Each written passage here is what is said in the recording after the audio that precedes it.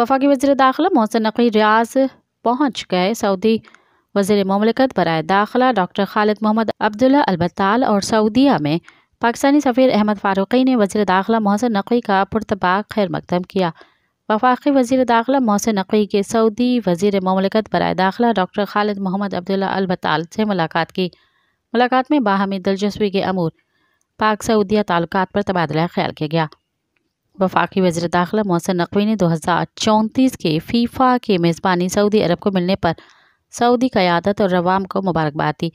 वज़ीर दाखिला मोहसिन नकवी का फुटबॉल वर्ल्ड कप 2034 के हवाले से सऊदी अरब के लिए नेक ख्वाहिशात का इज़हार किया गया। मज़ीद ख़बरन ऐं तफ़सीलात लाइ विज़िट कयो असांजी वेबसाइट www.awamiNewsHD.com ऐं ॾिसंदा रहो अवामी न्यूज़ HD।